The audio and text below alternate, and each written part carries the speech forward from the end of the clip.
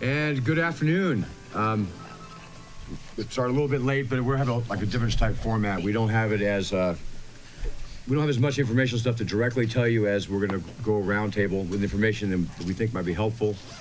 And you can ask questions just about any time once we're done speaking as we go. To start with me, my name is Zach Glazar. I'm the Chief Operating Officer of Frog God Games. I'm also the one of the principal owners. And so I went from publishing material that was literally, the first thing I did was 8 pages long as a preview to my first Kickstarter, and I'll get to that in a little bit.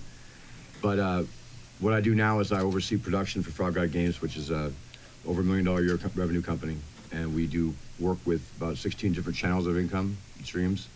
And what I find in the process of that is that many of the little tricks that I learned from the time that I just started to now have become useful at bigger companies just because they're kind of unique experiences, but also what I've learned in the last 3 years that I wish I'd known when I started this.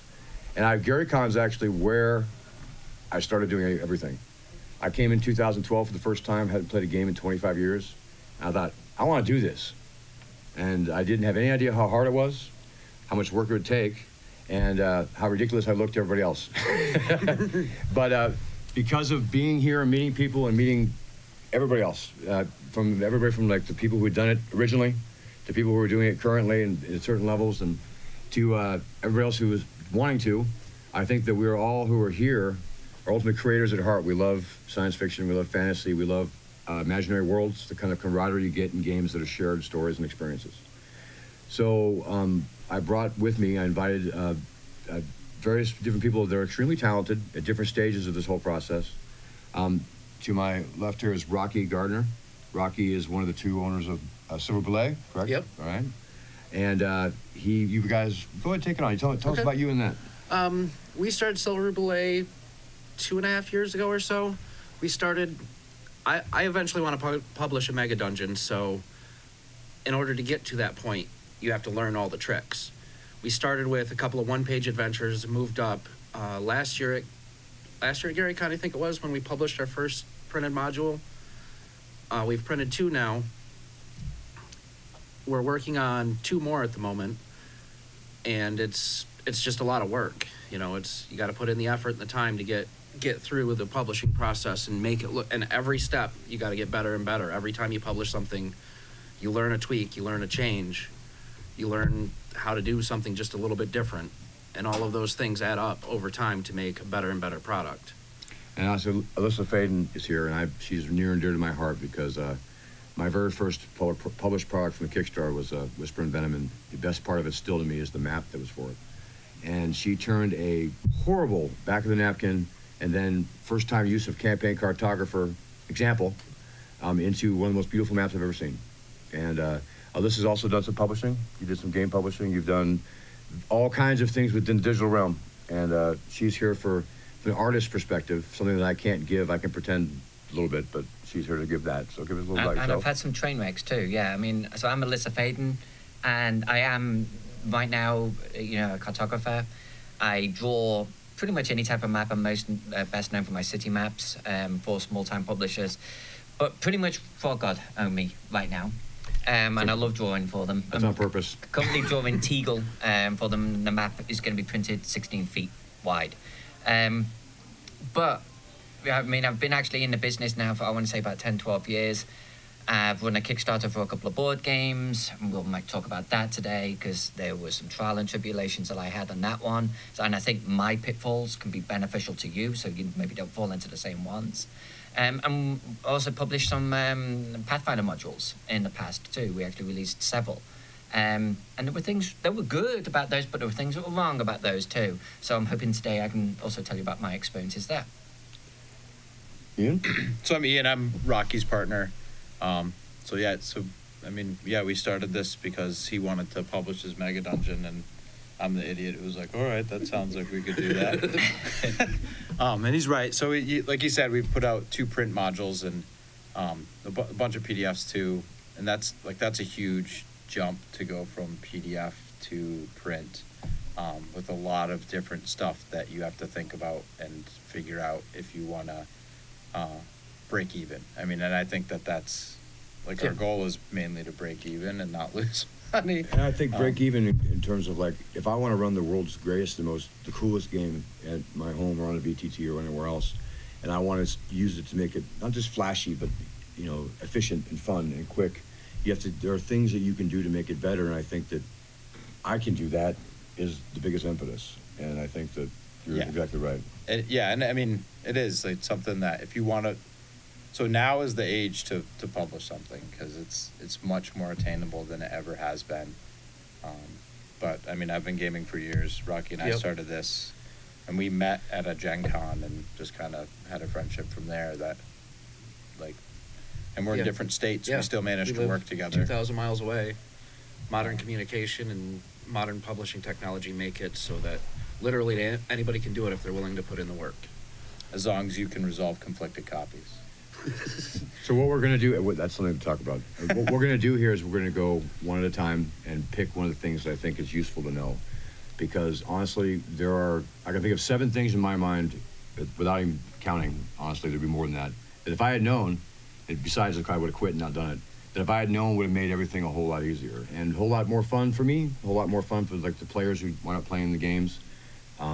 So the first one I'm going to say is know your scope. I'm the worst offender for this because if you ever wanted to say what not to do, is me because I got pretty lucky. I got lucky for a lot of reasons. But box set. I blame Jeff Lane. No, honestly, when I grew up, I lived in a small town and I loved like the box sets, the modules of AD&D. I don't think there's anybody here who had not been familiar with that. And I was upset always because I'd buy.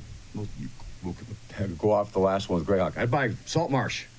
And I could not find a Sea Devil miniature to save my life because I lived in a town that always had the same 4 Hobbit packs, right?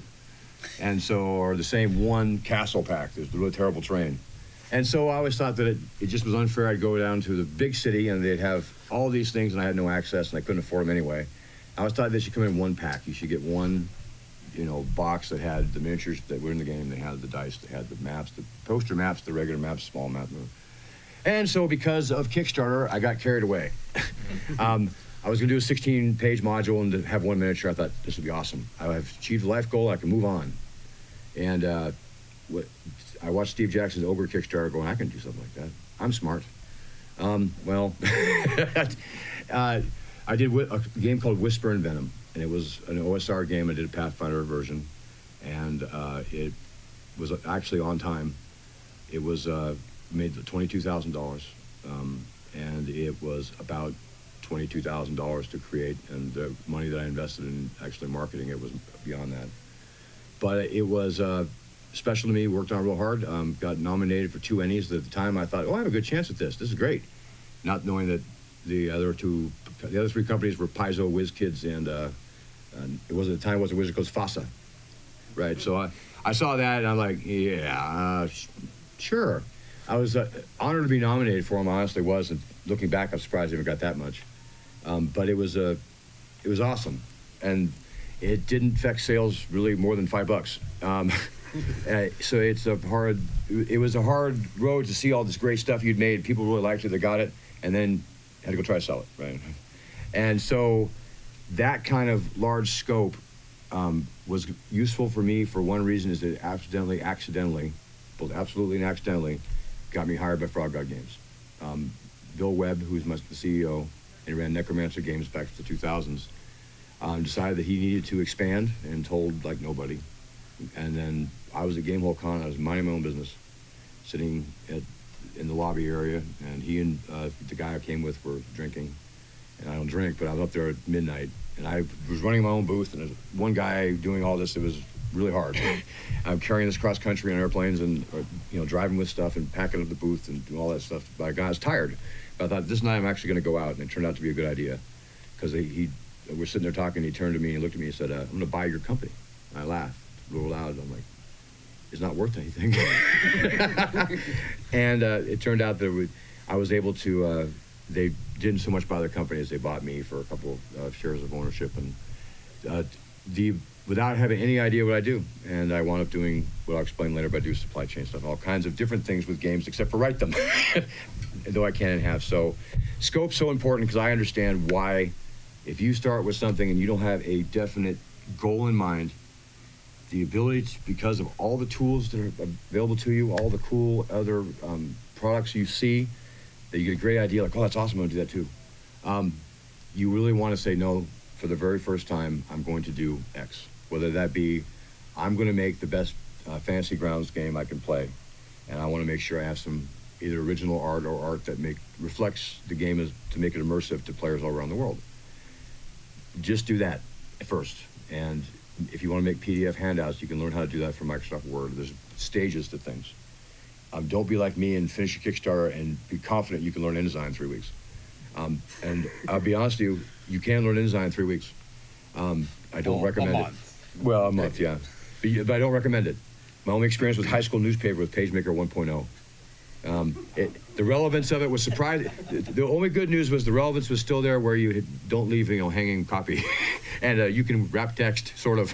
No, but I was every step of the way. If I had said I want to make a module, I could have made one. And it could have been easier to ship, easier to fill, and my life wouldn't have been so consumed. And because I was lucky with the time I've watched people actually do a Kickstarter or a company, and it has ruined lives, it has ruined marriages, it has destroyed families in horrible ways, because when you get $20,000 and the game's going to cost you $40,000, you are not making a game, you're going to debtor's prison. I mean, not figuratively. And so scope is so important. And your free time, especially, I don't have any kids, and my wife's a flight attendant, God bless her. So I have days and days when nobody ever wants to talk to me. So I can just go into mode where I just constantly do this, and most people, they can't. And so I encourage everybody to, when you have a product in mind, make the greatest product you can, but know when to say no. Alyssa? I think that was really good, thank you, because I didn't know my own scope when I did my Kickstarter. I got too carried away. But so I'm going to sound really negative now, and I don't mean to do this, okay? This is like a friendly warning of something I did not do. And I really hope if just one person walks out here today and learns from this, you might save yourself a whole lot of heartache. Trust no one. I've seen best friends say, oh, let me write for your scenario. Let me write for your scenario. And when the crunch time comes for writing, they don't deliver. And I guarantee 9 out of 10, and that sounds appalling, but 9 out of 10 people want it more than they want to do it. I don't know whether it's procrastination that kicks in or what, but it's guaranteed it happens. And I'm talking about across the floor here, okay? All skill sets, all deliverable points of your project. I have seen writers not turn in work. I have seen artists not turn in work. And it doesn't matter if you've got a contract with them or not, or whether you trust them or you're friends with them, or even if they've delivered in the past or not. I have seen them time and time again not deliver on schedule, or even what was agreed upon. Don't trust in contracts. Do contracts, and contracts are important. But I'll tell you what, my best work and my best partnerships have actually been outside of contracts, because trust just transcends a contract. I didn't know how to write one. I lost my most money while under contract with a company. And it was like to the tune of $30,000, which, okay, in the publishing world, not a huge amount. But for me, it was my personal savings, okay? It was $30,000. I'm under contract with the company, and they just didn't deliver. They just didn't deliver. Now it's on me to legally pursue them. So I put another $10,000 of my own money for that. I'm now $40,000 in the hole. They filed bankruptcy.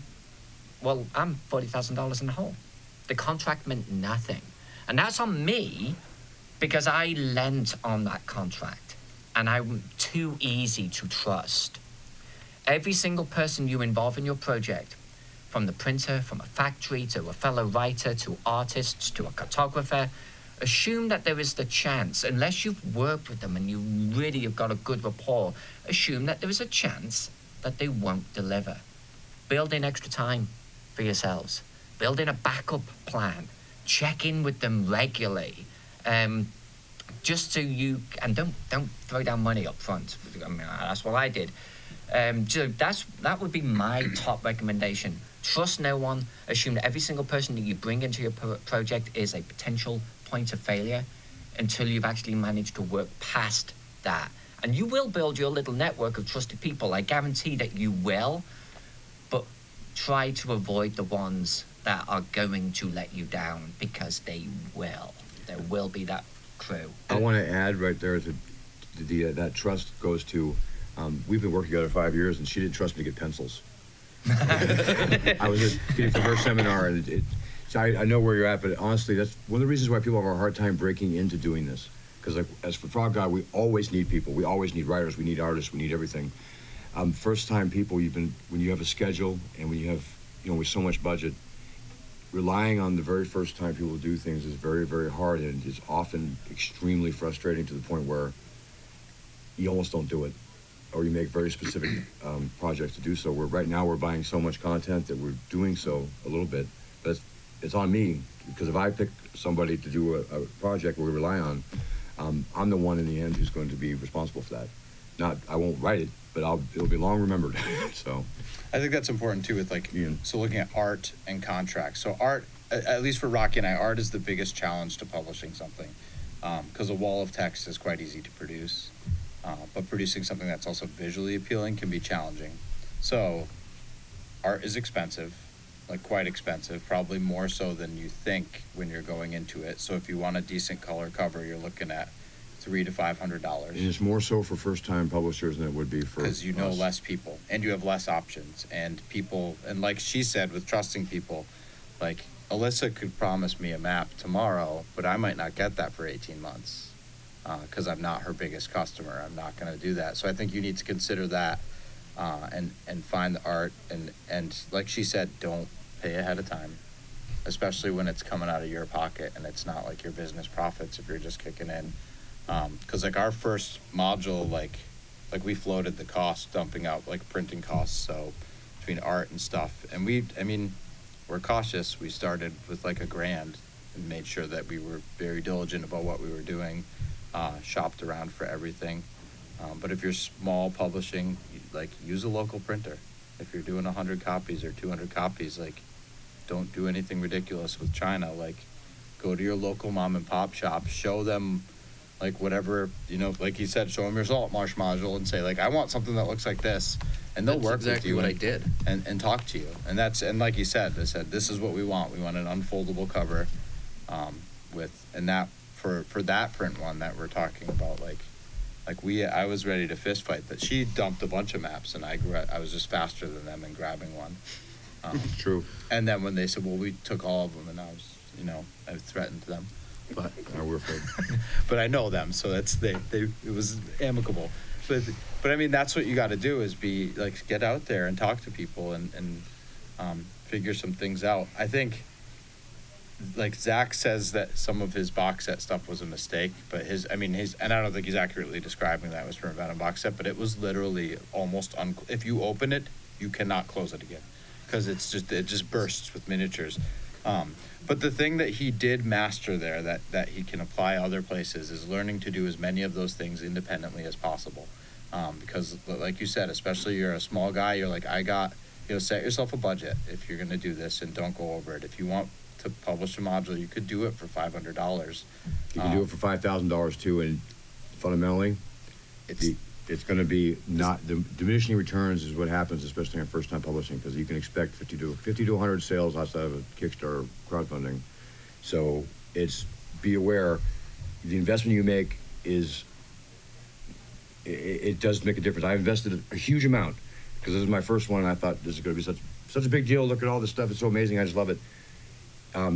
If I'd made a 16 or 32 page module that was basically the same adventure with everything else with the color map, the experience for players would have been fundamentally the same. So if I'm doing this, say, as a store for organized play, be very aware of that. Just because you can make it great because you love it, make sure your spouse loves it too, and your family and your other jobs, because it matters. I want to talk about coming to conventions and meeting people.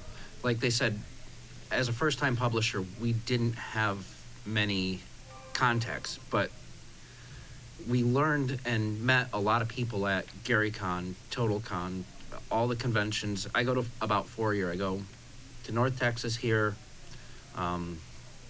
Gamehole, and TotalCon now, and meet and introduce yourself to people. Jeffrey Talanian, he's a great guy that will talk to you about, you know, this is Astonishing Swords.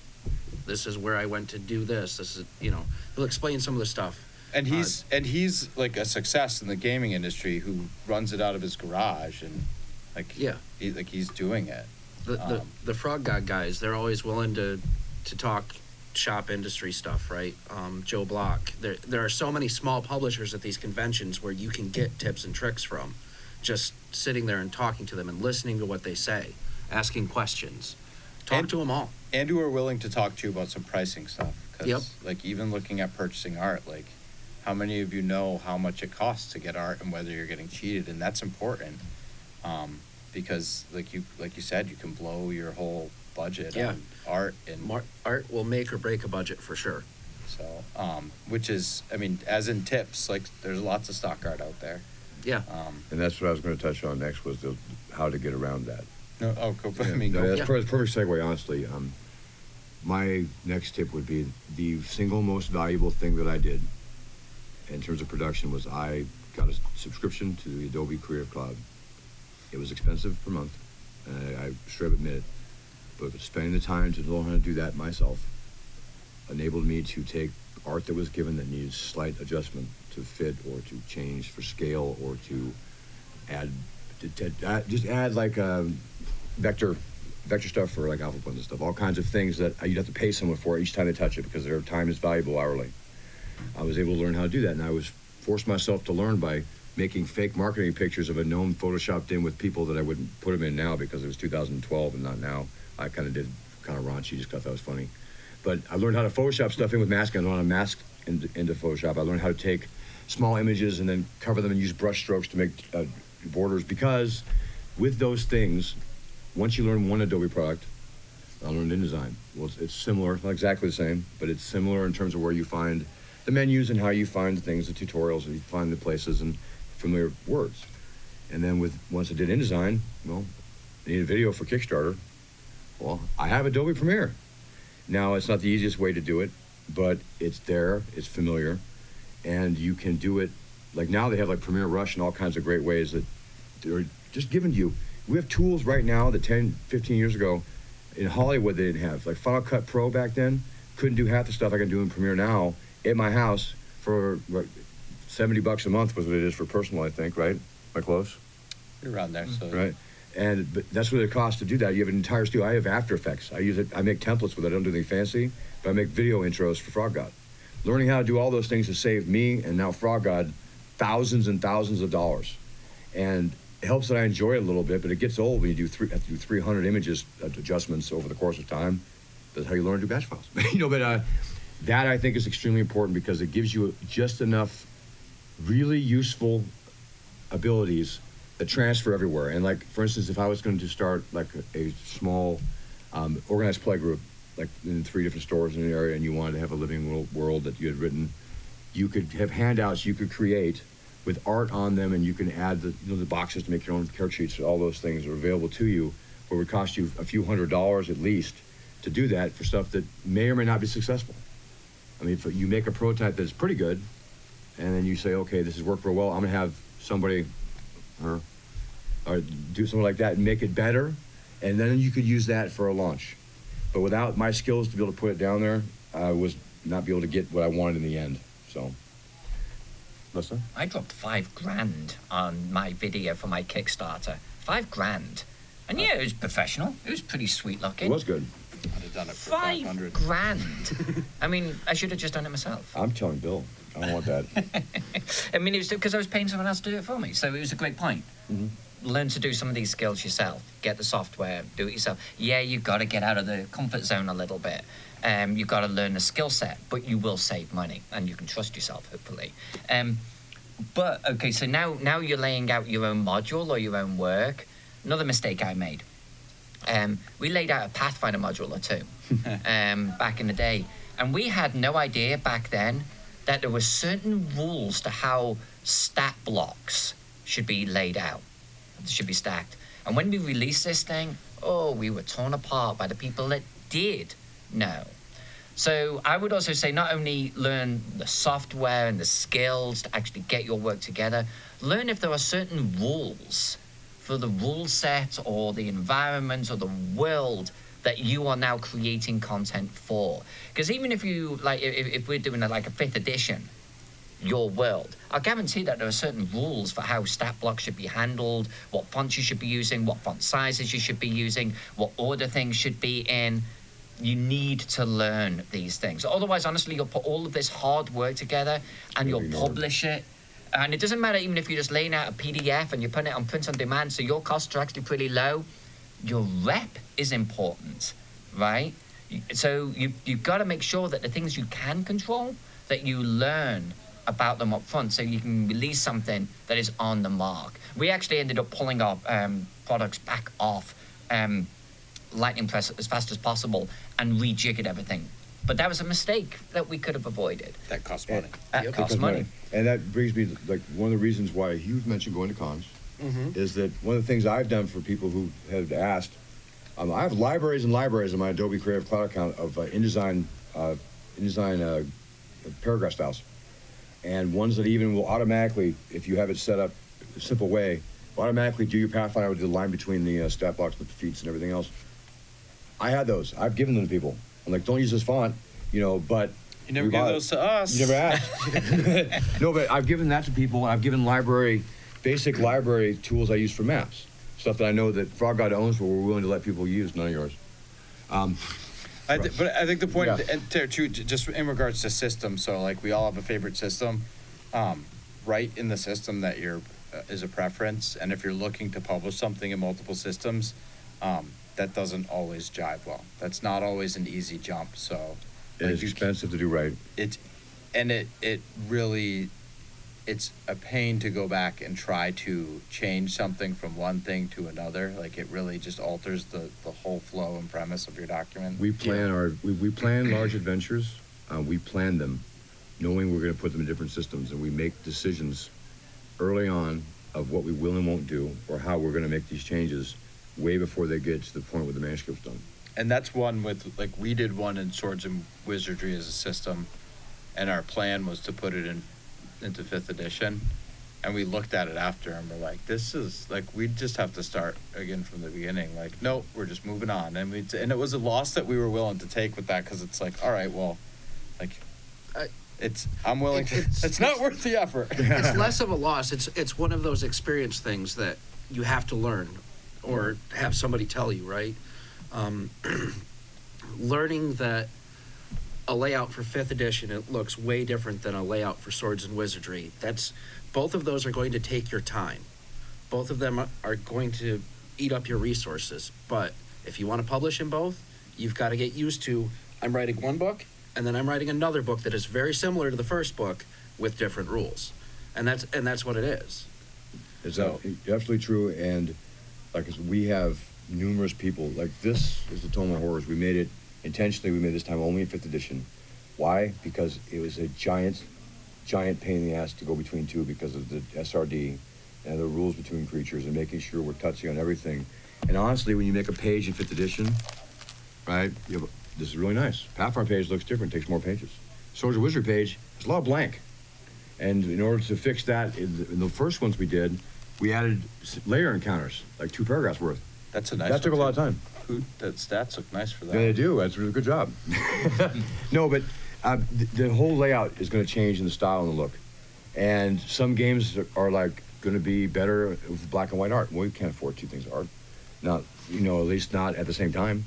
I mean, these are expensive books to make, and so we have to make decisions, and we'd like to make everybody happy for everything. We'd love to publish every book we make in all the systems, but sometimes Pathfinder's cost prohibitive, and sometimes Swords and Wizardry is. I think, and even just saying, trying to make everybody happy is a good point with this. Someone's that's always a good going way to to dislike what you've done. And I think that, like, I don't mind reading that stuff because I guess I'm thick-skinned, but the best you can do is take something from it that you can make a positive into and say, like, all right, well, I get that they didn't like a format in that, and maybe try to adjust and see if it works. But, there's always going to be someone who dislikes that. Like, And when you bring a manuscript or your adventure to somebody and you have them proofread it, you look for that information. You look for what they don't like. You don't want to just hear, oh, everything looks great. You want to know, I should use a serif font, or I should change this image, or whatever they see is wrong with it, you want them to tell you. And a lot of the times, your friends won't tell you. They want to support you. They want you to succeed. So they're like, everything looks great. And then you get to publishing it, and there's 7 grammar mistakes and an image that doesn't look right because it's a little bit off center, and you didn't notice it because Yeah. you're too close to it. And you didn't leave that little white border on the Yep. edge, but the other page had it, and you're. Yeah, and all of those things, those are the things that you want to hear from your friends. You need the people that you show it to be honest with how it looks. And be able to take it well. And friends So- friends can be good editors, which is what we've found. But you need to be specific about what you're asking them. So are you asking them to copy edit, which is not something you should probably trust your friends to unless they have like a master's degree in English, or they're like, that's a career thing for them and they're willing to help you out, or they've got experience with. Or are they editing for ideas, content flow, things like that, playability? And that's different. And I think that's all of us have read probably a million modules. Like you could hand it to any one of us and we'd be able to give you our gist on it. Do you think you could run it? And make sure to play test it too, I think is important. Yeah. What about cartography? One of the crazy things that I actually get over and over and over. So what I do now is I'm primarily a cartographer, right? Because I'm not dealing with scenarios anymore because it's too much of a pain in the ass. I'm a cartographer. So let's just say that I'm drawing some kind of artwork here. Let's just keep it generic. I am surprised how many single times that I ask my client, so what size is this piece? Oh, I don't know. Now, that should set off alarm bells for me. I just want a city. Right now, I'll get back to city descriptions and stuff later on. Well, okay. Is it? Are we talking about are we doing at least landscape? Are we doing portrait? Is it full page, half page? What size is the scenario? Let's start even there. What sort of borders have you got going on? 9 times out of 10, with the smaller publishers, never before. God, I don't know. Can you just draw me a map? I guess letter sized. Mm-hmm. Now, and I swear 9 times out of 10, I'm handing something across where I don't know how they're going to use it because they don't know how they're going to use it. And I have had times where I've seen the final module or the scenario, the book, whatever it is, and my map is squeezed in somewhere and the margins are wrong, and maybe, I've seen one where it was stretched and I was like, so if you have a sense up front, you should have a sense up front, right? But not only how many pieces of art you need, but where they're going.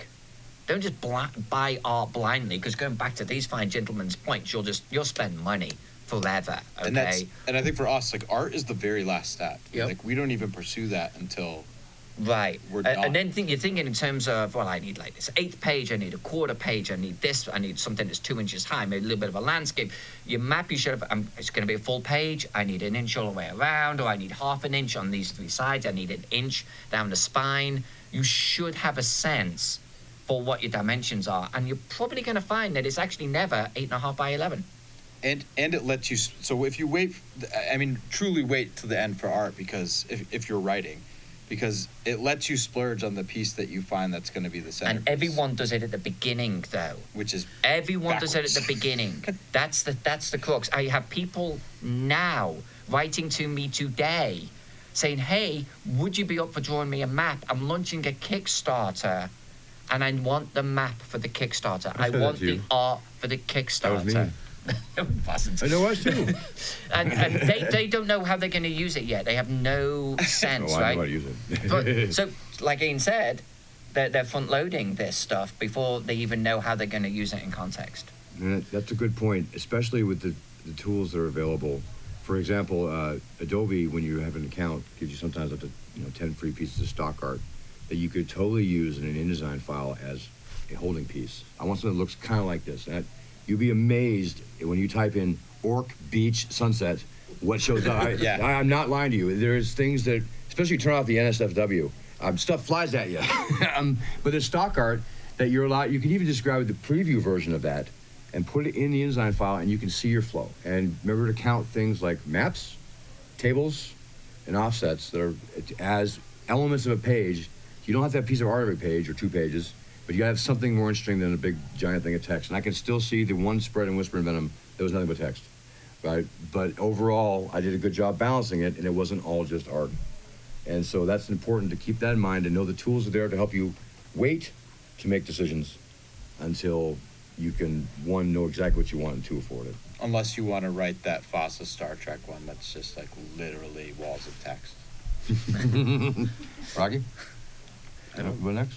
He's like, I don't know. I don't know what, I don't think I have anything to say at the moment. No, okay. No, the art is important. So, thinking about buying art too, that's about what we do is we hold placeholders. And really in modules, when we started deciding what pieces we wanted something unique on, it let us guide it. So like we had, like in that Orbs one, we had a funky iron golem, which actually a review of said it, like the people were like, it's too weird. It was weird and cool. Yep. But we're like, this is weird and cool. This thing needs a picture. But we didn't know that when we were When we were designing it, right. because it wasn't like it didn't stand out to us in what we had typed as much as it stood out to other people who had looked at it. So, like letting other people look at that and help you decide, like, well, that would be awesome. It lets you know where to dump that money that is a limited resource to find a piece that's going to make your module. Yeah. And when you're looking for art, find the thing that is different in your module from what everybody else has ever done. That's going to be the piece that's drawing the eye to it. It's going to be the piece that, you know, everybody's seen 500 Beholders. Everybody's seen 500 Works.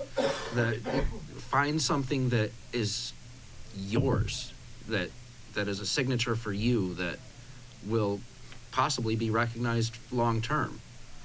You know, it could be the next Elithid, who knows? So what I want to do is open for questions so far. So we have more we can go over. I do this like really professionally, and this is what I talk about all day, every day. And so I could go on forever and ever. But is there any specific questions about anything? Yeah. So going back to what Alyssa said about like your formatting and how to, you know, to design things for different systems, how, like, where do you find that information on what is the design for like Pathfinder and 5th edition? You can ask, or there are examples online you can find of, like I went to, I think James Sutter from Paizo had a page about that. He had a page about grep style searching. I mean, yeah, all kinds of stuff. It's available if you know how to search for it. SRDs do. All of the companies that are out there have publishing guidelines that they use that you could like try to get in your foot in the door and look at what they're doing. The guidelines often contain that. So like WotC has them. Swords and Wizardry does not. And I was actually walking around last week with a tape measure and some of my old modules, measuring things out to see how they did it in the old days. I did the same thing. So. And sometimes it's just legwork going through and going, I'm going to look at the Giant series and see how they laid out this. So, no, but honestly, any other questions? You had one, my turn. Yeah. That doesn't matter. So I started a project recently at the beginning of the year where initially I wanted it to be a Kickstarter, publish a book. Mm-hmm. And obviously, like you said, I had all these bucket list items of things I wanted to get done and all that. And then I found a guy we partner up with, a good friend of mine, and it just occurred to us all of a sudden, why put, and I'm asking your opinion on sure. potential pitfalls in this, why put a whole bunch of effort into a short amount of time to do a proof of concept for the Kickstarter, to attract people, to market, all of that, get all the resources we need, for something that may not fund. Mm-hmm.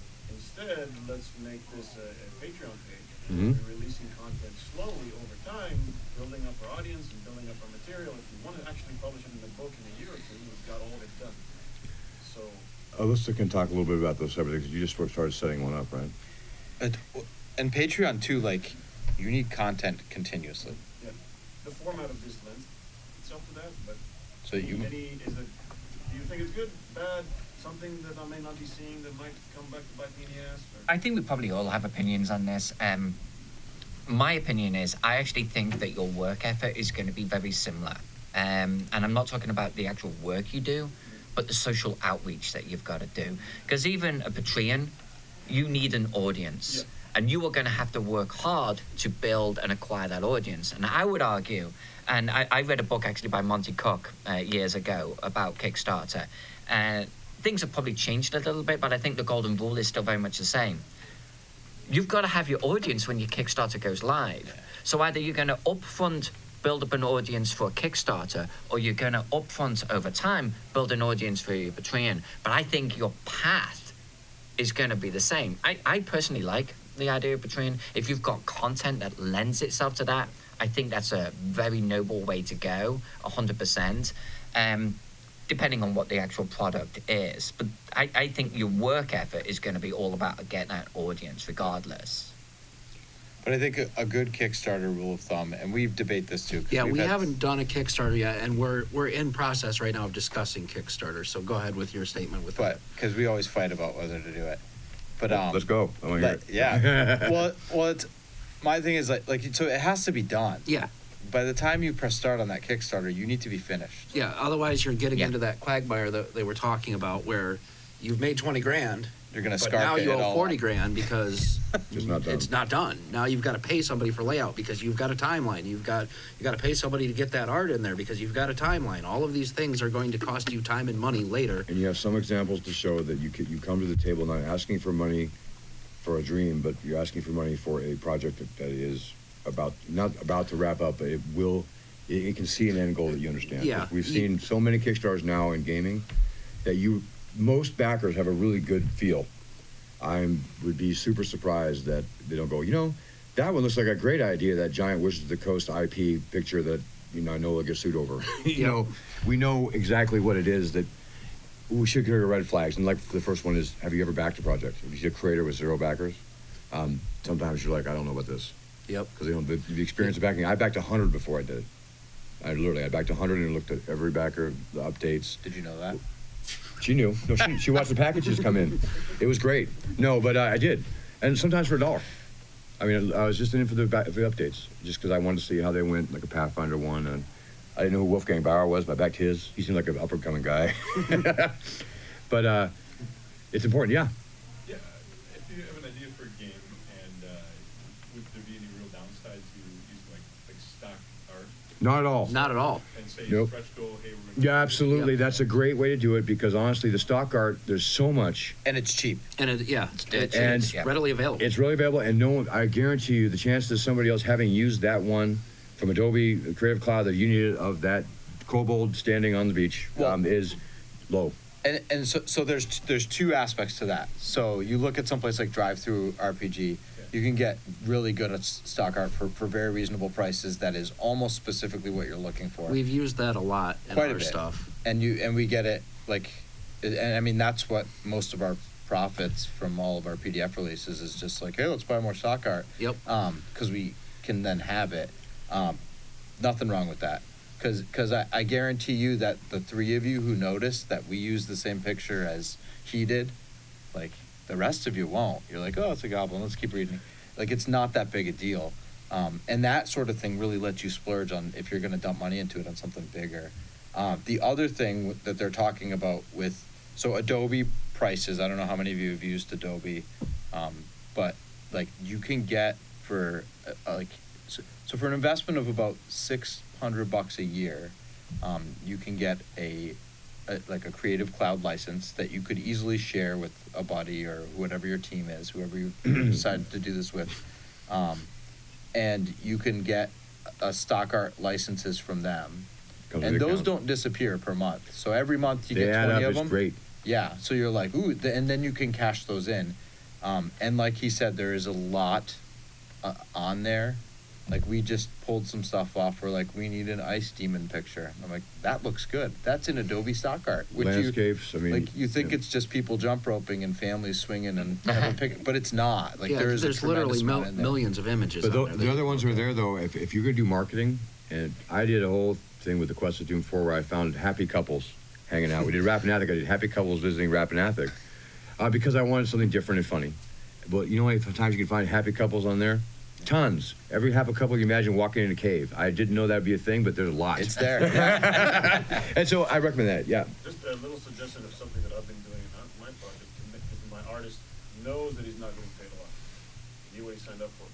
But I make it easier for him by either finding the exact image I like, Yeah. or drawing the map myself. And all he has to do is trace over it and make it look good. No, that's It's great. Yeah, when you're Saves you a lot of money.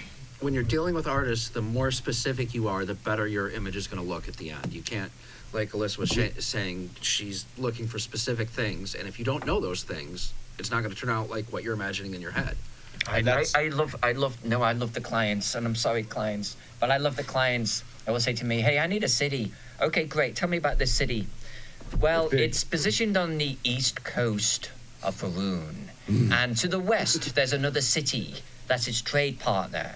And there's a council of 3. And I'm sitting there with a pen in my hand going, but what am I drawing here? What does the roofs look like, right? Right. So, yeah, the more specific you can be, sketch, Examples. some examples, Bullet the points, better. bullet It points. makes everything quicker.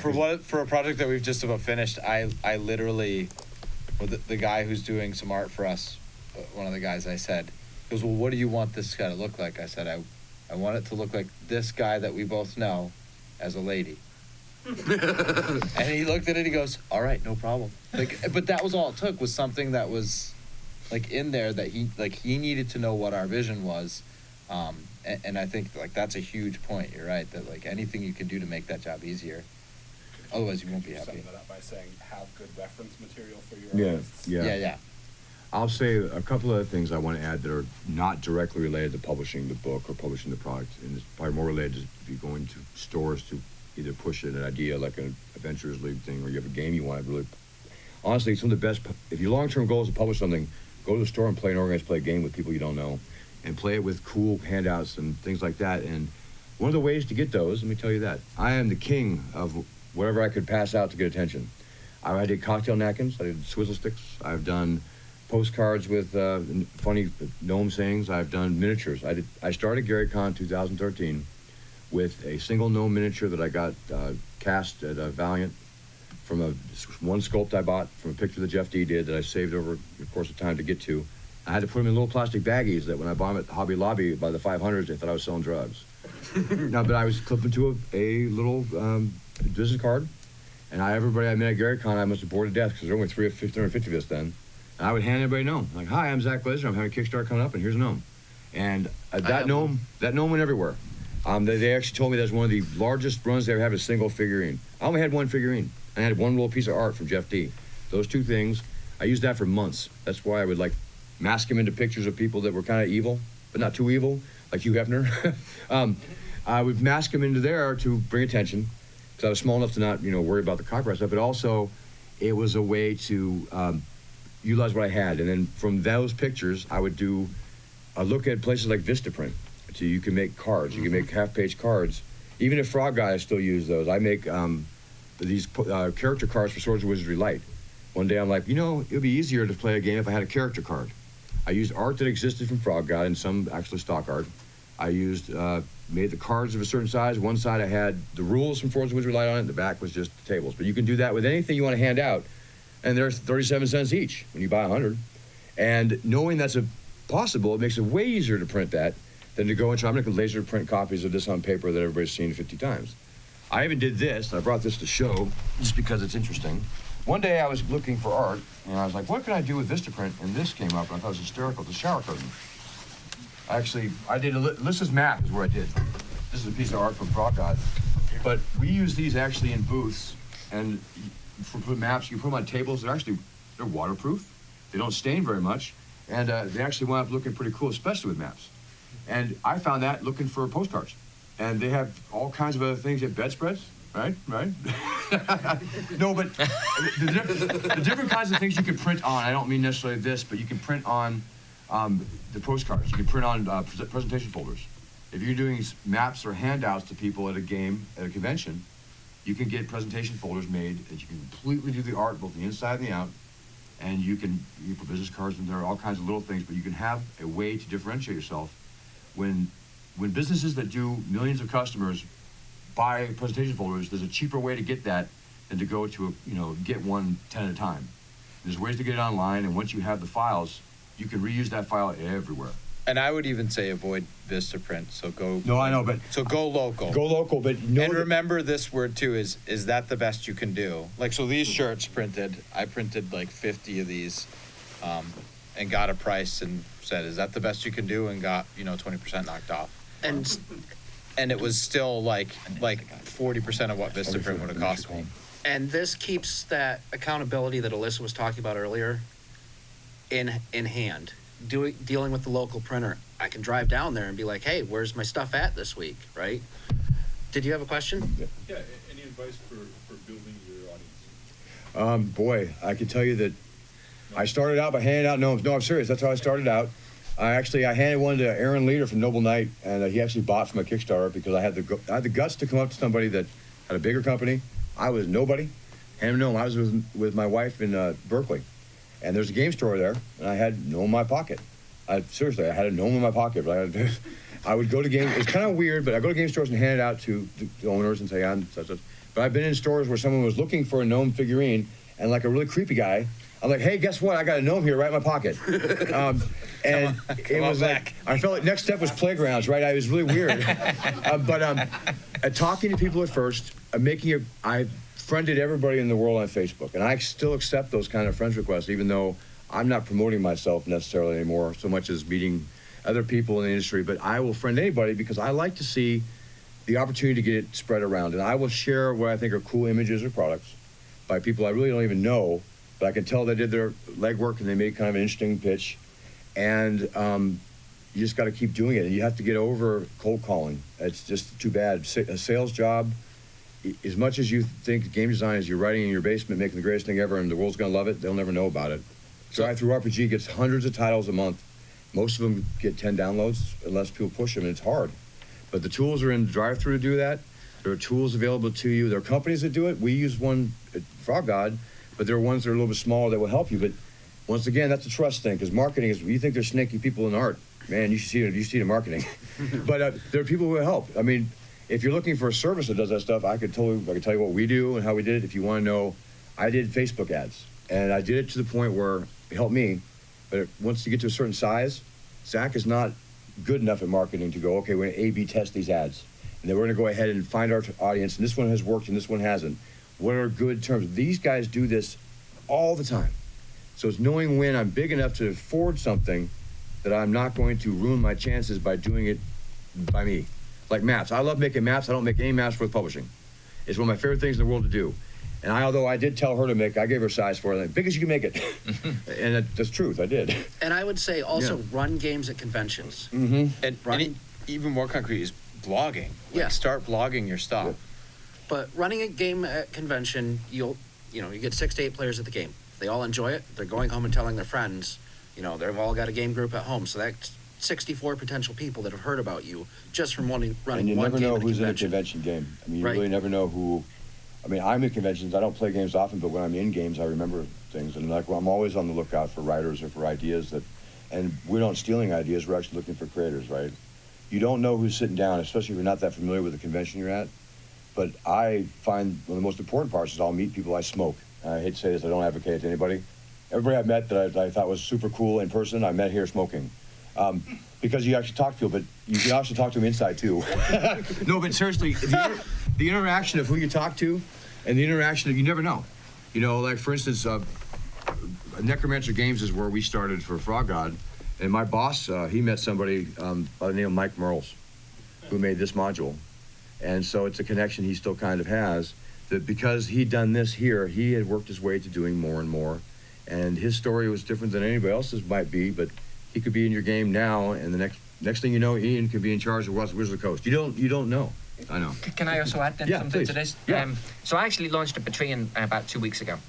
So I'm in that exact boat, okay?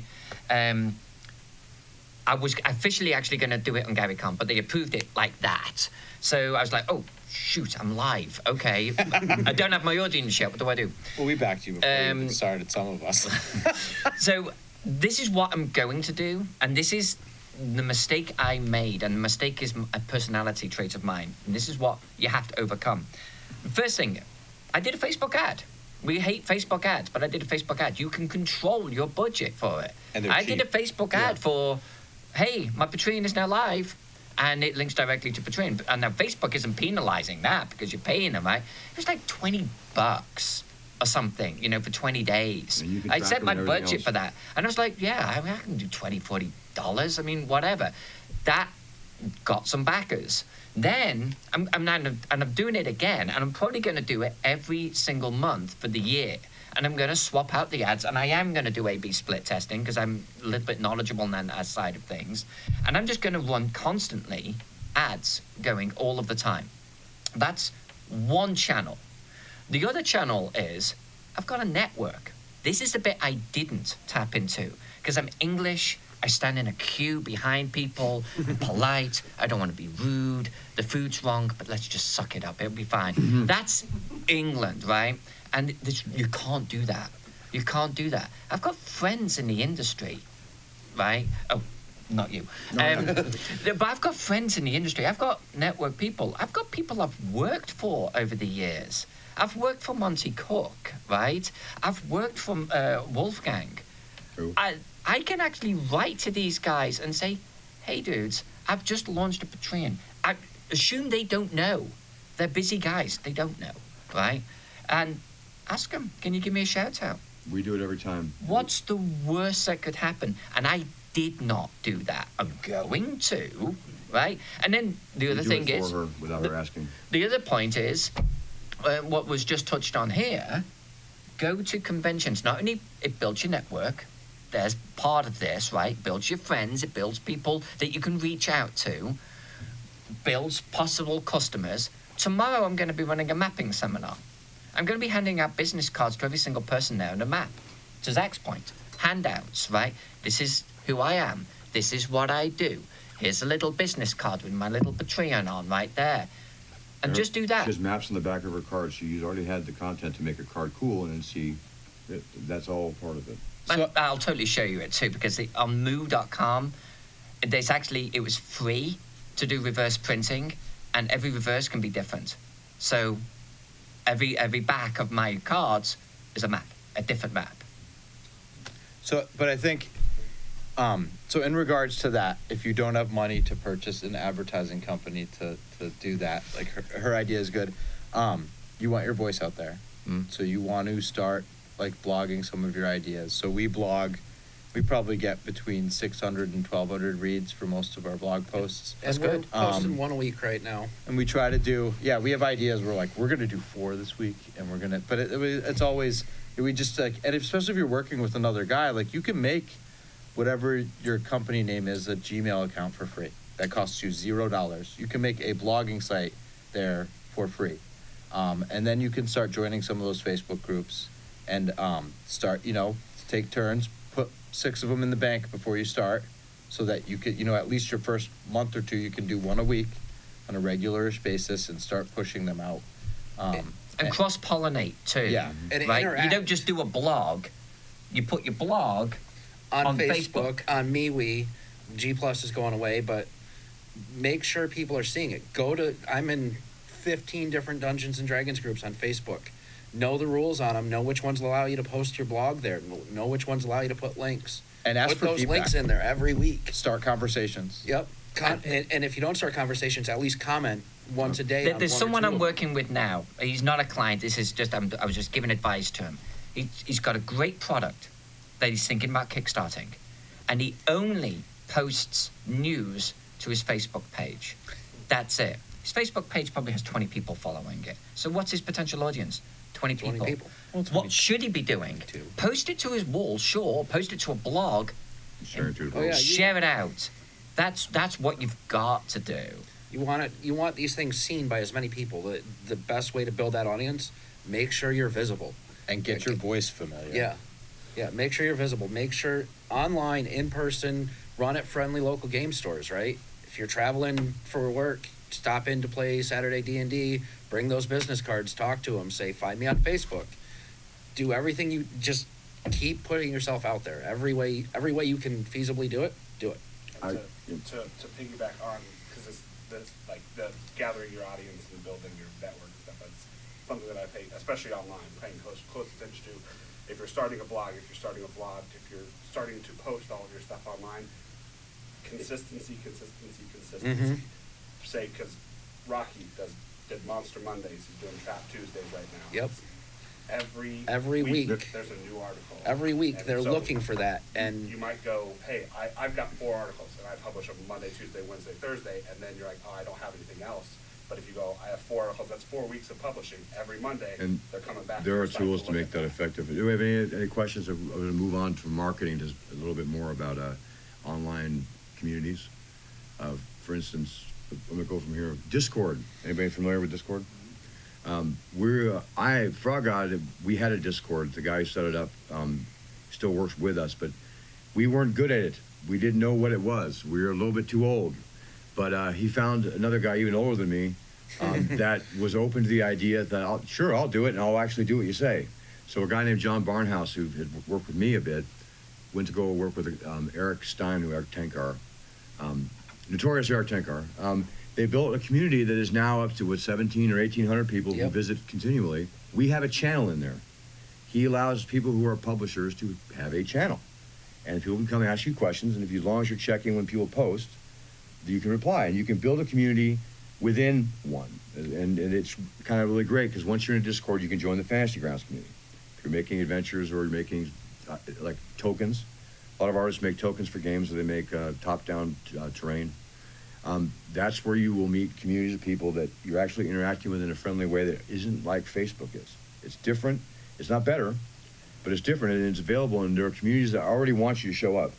I assure you, Eric Tenkar, he loves the fact that people come as part of his community, make a creator's channel, and then contribute. And we have a weekly voice chat that I go to not as often as I should, but it's, we have a guy who does. There's a frog there every Tuesday night. Every Tuesday night, we're answering questions about current Kickstarters, about product, and we even have, you shipped me a book and it's damaged. Hey, yeah, sorry, please contact our guy. And it's hard to keep track of the number of channels we're in, but they're all important. And so I encourage you to look at communities like Discords, Fantasy Grounds. The forums still exist, and there's people in there. They're kind of old and crotchety, but they spend money. And they care deeply about Dungeons and Dragons and role-playing games. And if you communicate, if you answer their questions, or you even notice that your company has been mentioned at all, you come back and you say, hey, I see what you're saying. And if this was, I think this would improve it, and what do you think? Because interaction, everybody I see at a convention has played Dungeons and Dragons for 20 years, okay? They've all have really strong ideas on how important tieflings are, right? It doesn't matter what you pick, right? They all have an opinion, but their opinions are as valid as my own. I may have more experience with the publishing end, but their opinions on Dungeons and Dragons may outweigh mine by a lot. And so I want to listen. And people, when they think they're being listened to, will tell you not what you want to hear, but will actually tell you stuff you should know, and that makes you a part of a community. Just showing up at a forum and saying, hey, I'm me, please go to my Kickstarter, will get you exactly 0 votes and being booted out of it. But being and engaging long-term in online communities is great. Going to your local game store is equally great because people there have friends everywhere. They play in a Discord, they play in a group on Roll20, and they have people all over the world. Oh, I'm on this Kickstarter, I'm doing X. And you never know where that networking is, not just local anymore. So those kind of communities matter, and it matters in a way depending on what you're trying to make.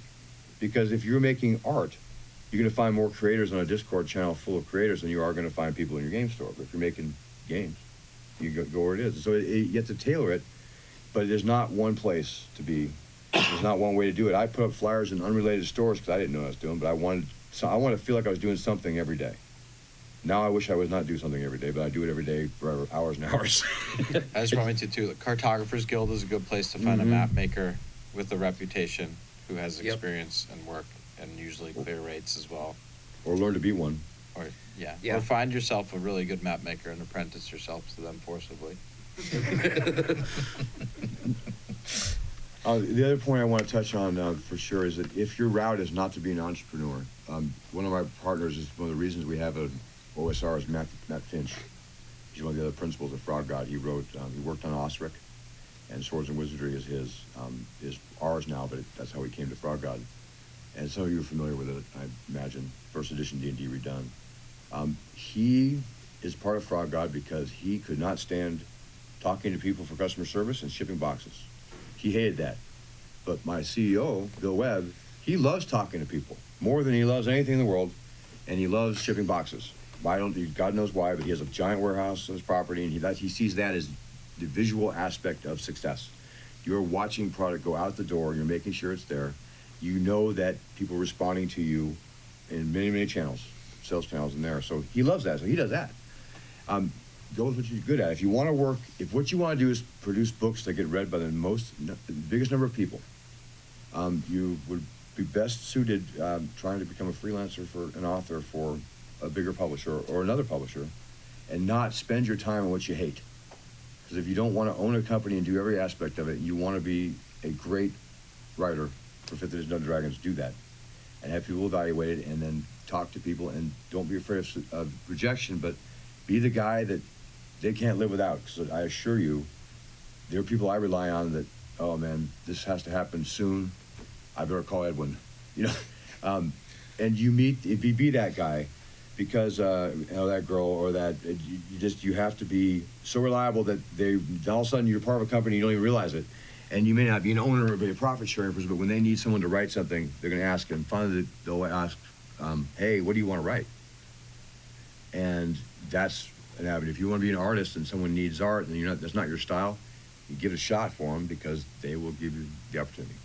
I think so. Something else that we haven't touched on is, and you're talking about partners, is if you're going to partner with someone, especially at something that might grow, make sure that you can fight with them.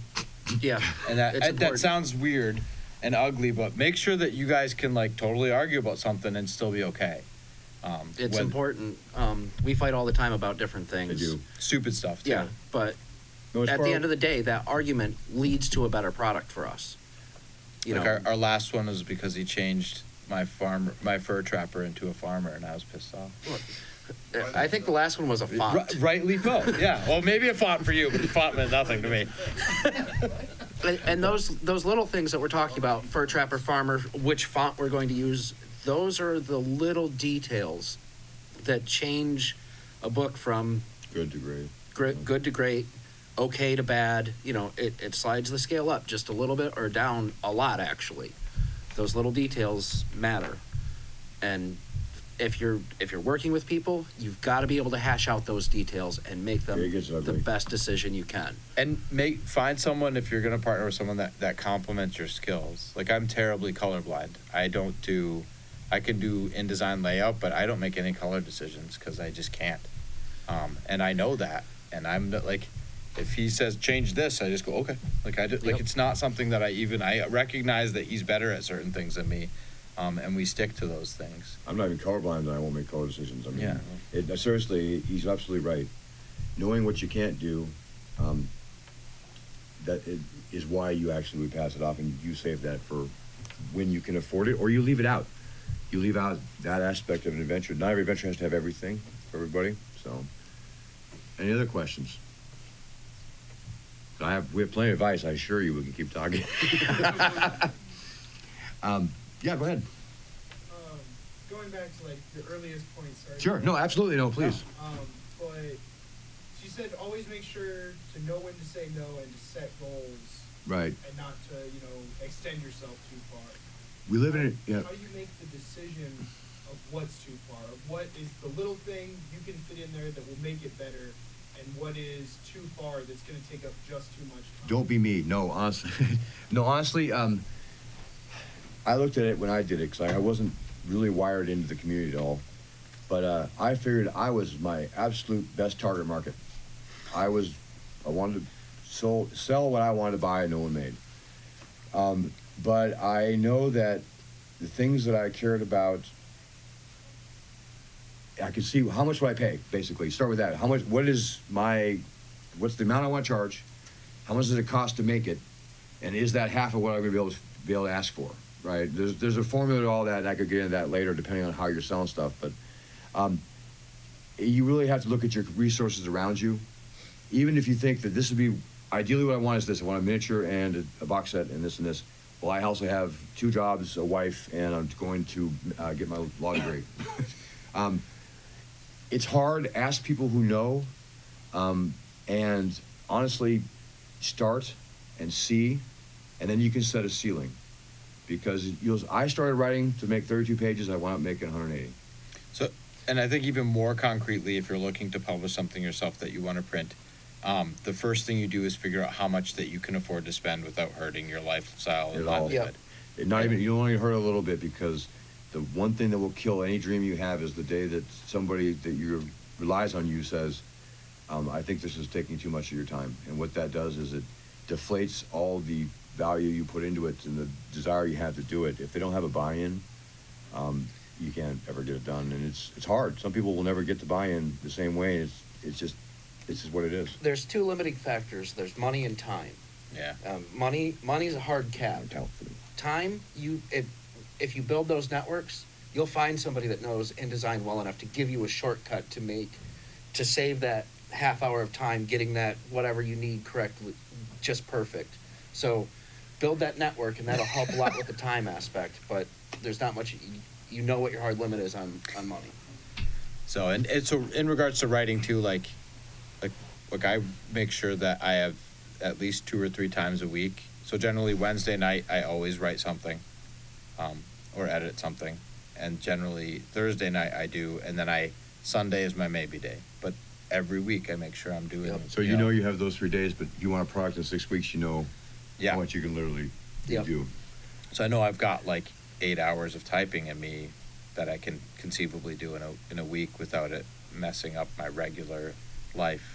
And I'm the opposite of that. I'm mostly stay-at-home dad with a part-time job, so I can put 30 hours a week in. If we're getting close to a deadline and he's short, I can sit down and hammer 10,000 words out over the course of 4 days. Without being resentful, because Right. understanding where everybody's at in open communication is really important. I had a partner when I started, Lesser Known, which was my company I had, and we went through one box set, and then it wasn't going to work, and it was really heartbreaking. He was a long-term friend, and all he ever wanted to do was to write books and edit books, and he was really a words guy, and I don't speak to him now. We have no communication at all, because he made commitments that he absolutely wasn't going to follow through with, and never was able to tell me so. And by the time it became almost irreparable, I had to completely retool where we're at to make sure I could still meet my deadlines. And like I said, I've had one communication with him since then. And so beware, just know that it's hard. One of the reasons that I actually I've been thinking about this, and why I suggested this to Gary Con, was at Frog God, we have tons of intellectual property that is dusty. It just sits there. And so I thought I wanted to be a creator my entire life, just in the back of my head at least, and not having the tools was just really frustrating. And so we're going to do something about that. And this isn't a sales pitch so much as knowing that times are changing and there are digital tools coming. And we have 2,500 pieces of black and white line art that has not been used since 2008 from Necromancer Games and Frog God Games. We have a Kickstarter we just had that just passed the stretch goal to where we're going to open up our setting IP to third-party publishers, and we're not going to ask you for anything. We just want you to write in our world. Please don't make it pornographic. No pornography, no politics, and no just being a jerk. Okay, that's really our requirements. It'll be more specific, but you can use our IP. You can even write extra levels to our biggest stuff. There's an 18-month window. There's a couple other requirements, but in general, if you think the Tome Horrors is great, write monsters just like it. We're going to have a place for you to put them. If you want to put them on our place and put a link to your stuff, please do. We would encourage you, if you really like it, we'd like to include it in our stuff. We'd like to buy it from you if you don't have to sell it. But part of that is we're going to have a small program where you can join in for different levels, but it includes access to the art, like not just the art, like 72 DPI, like 300 DPI TIFF files that are at 10 gigabytes or 10 megabytes, right? And those kinds of things, and places where like I'll probably talk like this once a month on like sort of a Patreon chat, but it's not quite, about how I did InDesign or how I do this. And we have a guy that does nothing but layout, and he will talk to you about that forever. I warn you that he won't stop, and he'll go in 1,000 miles an hour, but you have access to a guy who has 20 years experience. And he'll say, well, that's stupid. Yeah, he will. Doing something But I'll be honest with you, having access to a guy with 20 years experience laying out RPG books is pretty tough. Yep. Right? And because we want creators to be successful. We really do. The best products that are made, you never know who's going to make the best stuff. A rising tide does lift all boats. The best creators are going to make other publishers better. You're going to meet cool people. You're going to play in fun games. And so we're going to make that available, and we want to work with other companies. We have some that we're working with to make it happen. But like our art's going to be there. We're going to be able to give you some advice. We'll probably have some articles by Matt Finch about the legal aspects of it. We'll talk about if you're actually at the point where you're going to make books in China, we make books in China. And we can talk about what it takes, why you should or shouldn't, how much it costs, how much warehousing space. You don't have to ask yourself, I'm going to buy 3 pallets of books. All right, awesome. Do you have a pallet jack? You got to get one. You know, these are really, they seem mundane, but we want to grow a community around, you know, obviously Wizard has the DMs Guild, you know, and they charge a percentage, they won't let you publish here and there, and that's their right, and they're wise to do so. But we have the ability outside that to have a community that does much the same, but gives you the access to learn how to do it and the tools to do it. Yes, we're not going to give you the art from the New Tome Horrors. You know, we like it, we're proud of it. But we're going to give you the art from the Necromancer Games that does the same thing for you, gives you black and white. Every monster you could possibly imagine, they're going to be on that list. You know, and people may reuse them, but that is far superior than, you know, me drawing it for you or anything else. And so we'll have levels and tiers for that so we can help. But you advise other people in the community, because it's not necessarily me you want to talk to. There are people who are much better at it, that have been doing it longer, that aren't doing it at, you know, as often and as many hours a day, you know.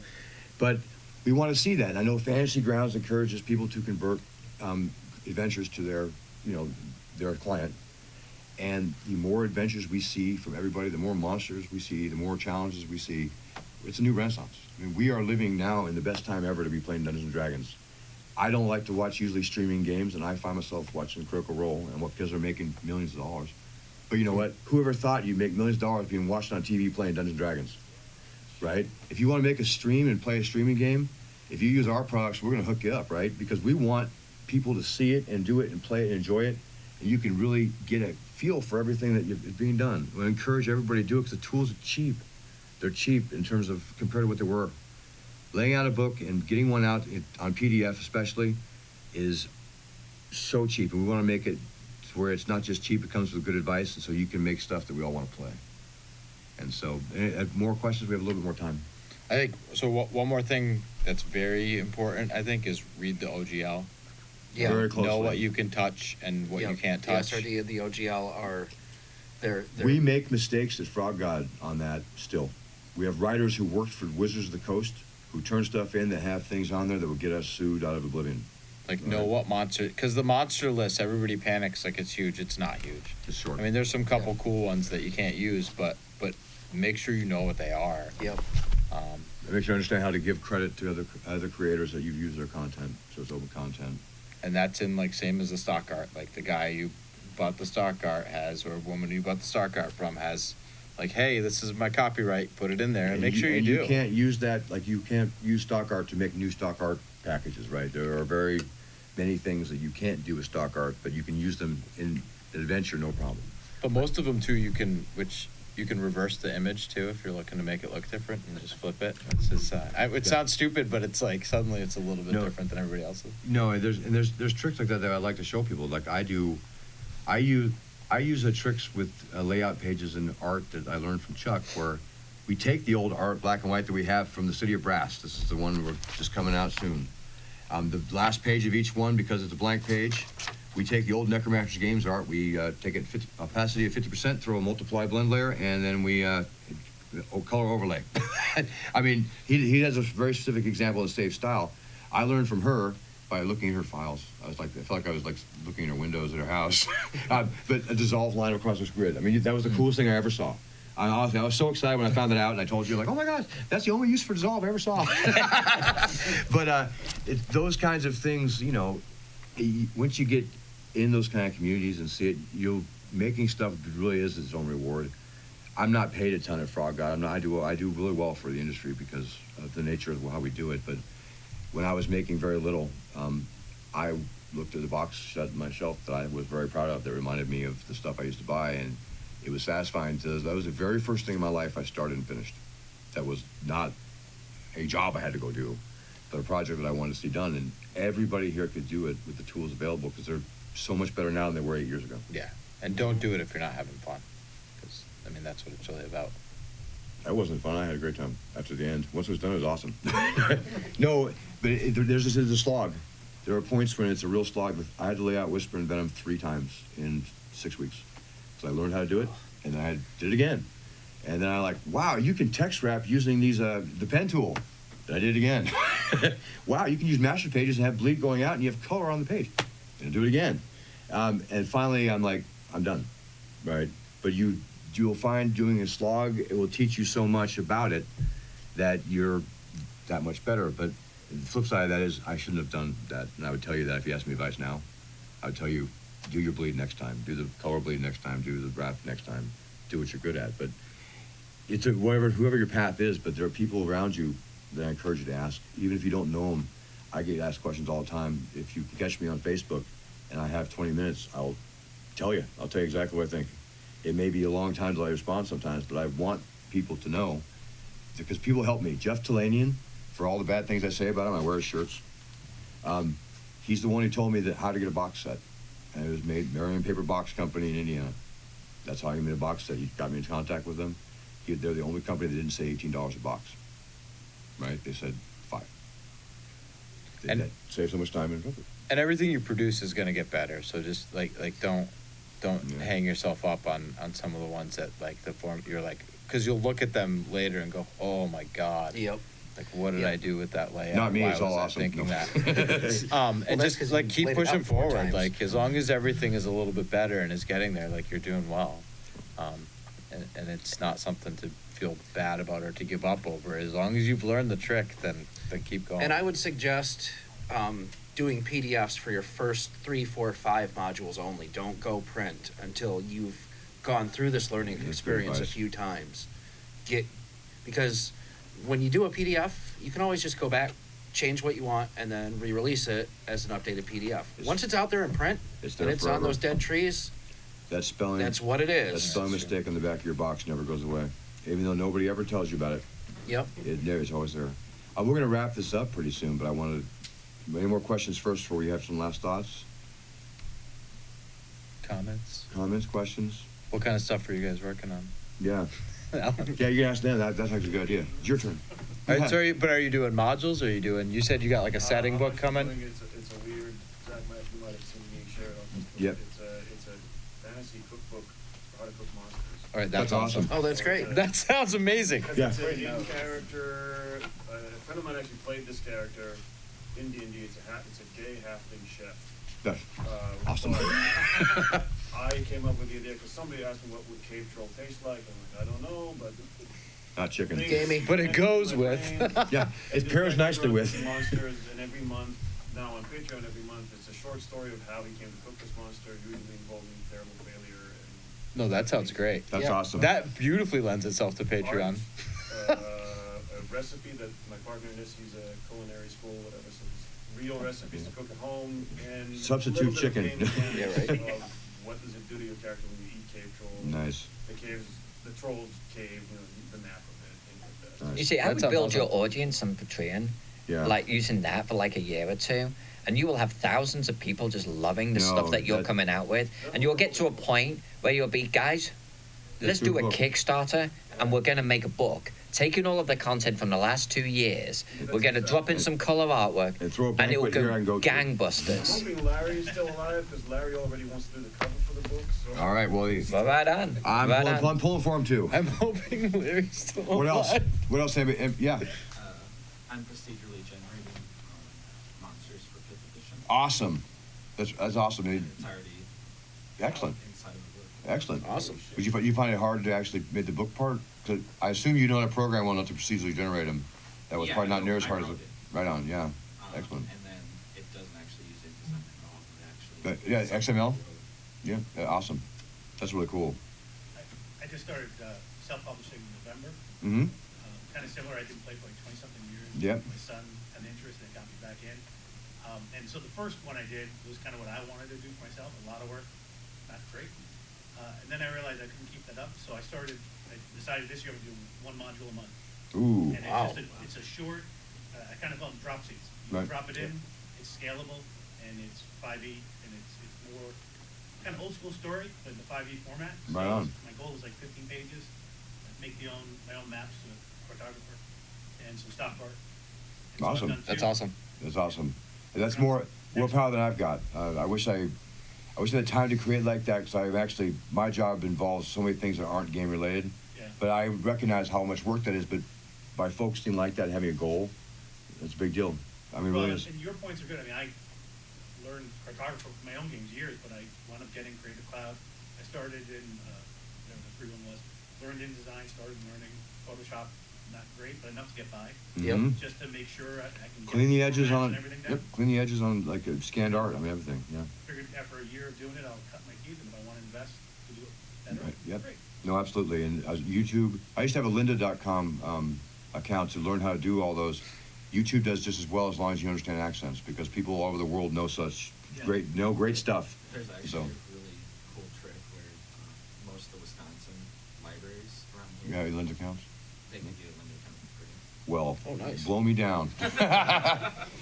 Who else does anything here that, yep, I've been working on a campaign setting for about 6 years, Mm. and probably about like 3 months ago, I was looking and noticing that I have probably like 200,000 to 300,000 Words of worth material. documents, Mhm. Oh. And I sit there and think to myself, I should make money. at least give it the home on the page that you feel it deserves. Yeah, no, I hear you. Yeah. We're doing a setting right now that is extraordinarily long. It's 20 years worth of material that we're finally putting together. It's on Kickstarter right now. So I feel your pain, man. I do. We spent a weekend in Chicago going through the setting versus the map and trying to combine it with all of our existing library. And so I know where you're at, and if you have any questions when we're done with the Kickstarter, I will happy to tell you all I know and hate about settings. And I'd suggest looking at Avramir too, if you've seen his stuff. That's a great one you can get on drive through. That guy, and that's a guy who's a solo publisher, like probably could never work for WotC, has done a bunch of his own art, but it's freaking awesome. Like, it's like you look at it and you're like, this, again, it is. It's like, this was clearly his home campaign that grew, but it's a great book. And like to that kind of point, it's doable by one guy working really hard. Kevin Crawford, I don't know if you guys know who that is. I've never met him. He's one of my heroes. He has no idea that I think his stuff is so great, that he produces things in a great way. He's been very successful making really useful stuff by himself. The other one I would say is, I know him and I work with him, and I don't know he would hate if you heard this, but Jim Pinto is somebody that I met that he is curmudgeon beyond all belief, and his advice is extraordinarily valuable because it's so honest and biting, right? And he'll like, this sucks. Is this yours? Yes, it sucks. And I'm like, well, you suck too. And then, but people that even I don't interact with them very often, that we have hired him. But just by reading his posts and general opinion, because he's been around doing this stuff probably 18 years, right? And it shows, man. But you know what? That saltiness doesn't come because he's just like, woke up on the wrong side of the bed. He has seen more people go out of business, and his time doing this way, he's still doing and making games that he likes. He makes very interesting games that are not really right market. He makes them great.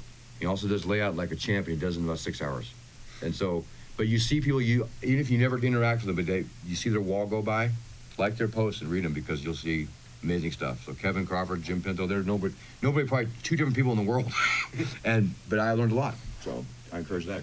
Jim's $1 RPG. Oh yeah, no, Yeah. yeah. We're still waiting for a bit, yeah. No, I'm still waiting for her to have Kelly, like, thank you for sending me that $1.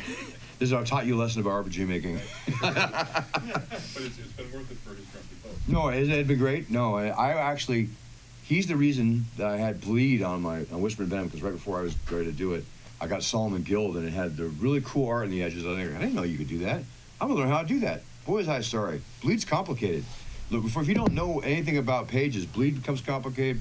Master pages on InDesign, but I learned all that because I wasn't gonna let Jim Pinto be better than me. We have a good master page story too. That so when it's something that we're working on, and I hadn't had time to lay out, I just kept producing content while he was laying stuff out. Ooh, I bet that. And I went in and started like jumping into the layout, and I added a new page, and I said, "Where's the master page? There's no master page in this." You little there on the And he goes, "What do you mean?" And then, so that's one of those communication things where we Yep. like stopped. And those are those learning moments that you have to get through before you get better, right? Like, those are the types of things that I'm talking about. You're gonna make mistakes. You're gonna make a lot of them. Learn from them. Get better. But it sure felt good when he figured out his master pages. It's like, this is the fantastic. I'm just like, yeah, right? boom, boom, like dropping pages in there like it's That's nothing. I mean, that happens the best when Charles Wright started. He didn't know about master pages when he did Slumber Glazar, and Matt had him change all the headers, and he changed it by hand. So, I'm sorry, I shouldn't laugh. That's horrible. so anybody else say anything before we close up? Yeah, go ahead. So about 2 years ago, I had done kind of a Dyson map. Oh yeah, yeah. I'm like, oh, I'm going to draw a map. The Dyson. That's funny. I think it's hysterical that his style. I know what you mean, though. Yeah. Right. I mean, Everybody does. Everyone should if they don't know. Right. And I'm like, I'm going to do one of everything that he has in his key. And Mhm. stick it all into this little map, and I did that. And then Doug Kovacs, Mm-hmm. who writes and does all the maps for Dungeon Crawl Classics, was like, oh, this is great. I'll write an adventure for it. And that showed up in Gong Farmer's Almanac. Right. So I ended up doing like 5 maps 2 years ago. That's awesome. And then That's last awesome. year I did 3 maps and then layout and like 80, 100 pages of editing. Yeah. And then my And- friend and coworker just surpassed me and released this, but then I did. Zines are awesome. This is going around yeah. now, so he just released it here. Awesome. And the zines are right. So like Gong Farmers is great to get Yeah. something It's the best into. hell There's a ever, bunch too. of little publications that you can get stuff into. Yeah. I think Tom Wilson is still doing a Yeah. Throwy Games is still doing a little back to basics. So BX magazine that like he wants content. He can't produce all of it, but if you're like, I have a bunch of junk in this because he's like, I just wish I had more magic items and another monster. I was like, all right, well here you go. But he's looking for someone. Like it didn't get me anything other than a couple cool magic items and a monster and something. But But that stuff isn't a reward when you deal with other people. And if somebody finds something I made interesting, I'm good all week. If I get paid $100, I'm like, I'm good for 30 minutes. I'm like, oh, cool. What have you done for me lately? I thought someone up there. I was going to say. We started prototyping a card and dice dungeon crawl game. Nice. I've got a module, and I'm working on a campaign setting. it's awesome. That's hardcore because you want to get it all. So Yeah. card and dice game. You should talk to a guy named Corey Scanlon. He did Raving Spire, which premiered, which is freaking awesome. Was sold on Amazon. Yeah, he's not here. We'll but he's- introduce you if we. He's not in this room. But we'll introduce you around, and he's like anybody else here. He's like, you ask him what the travails were, and he'll more than willing to talk to you about producing board games. And they've done his company, which is just him and 2 buddies, have produced a couple board games now, and that original board game like knocked it out of the park. Like they did. Yep. I think when they kickstarted, he was like, oh no, like That- those. Yeah, and he that's was at that point. But they did it in a modest way with a plan that they knew their pricing, like that, and he can talk to you about that stuff more than Yeah. I would know. Planning for huge success is big. What was the name of that box company? A Marion Paper Box. They're awesome. It's still not cheap. If you actually do it, you please find me on Facebook and ask me because I have a little bit of advice I can give on that you'll need at the time you do it. But it's really cool. And if you really want boxes, because Frog Guy hired me like towards the end of my last one, my wife and I are just putting boxes up in the top of my rafters that were still in the big boxes. But I'm going to sell them. You watch. No, but seriously, that's who I talk to. No, no problem. I don't have the insides though. No. I'm accepting talk to her. bids. I got a pallet jack. Anybody else before we go? Anybody else want to close up? You have anything last you want to say, Ian, before we go? Listen. Feel free to seek us out. Yeah. Thanks for the insight. Chat Listen? around. Yeah, I'm good. Yep. Rocky? Yeah, just like I said, build your network. Find us all on Facebook. We'll all friend every one of you. Just make sure that we know that you're like Yeah. D&D people or gaming people. usually and easy to not tell. Some, I've been watching you. I hope. Accept it. No, honestly, most of the people is like, born in Valerian, So it's, that's not hard. But honestly, yes, network, yes, do all these things. Some advice is good for some people and some bad for others. My best advice is do it. Go make something. Yeah. Be proud of it. Yeah. And cook cave troll, right? keep putting in the work. Put in the work. Smoke, yeah.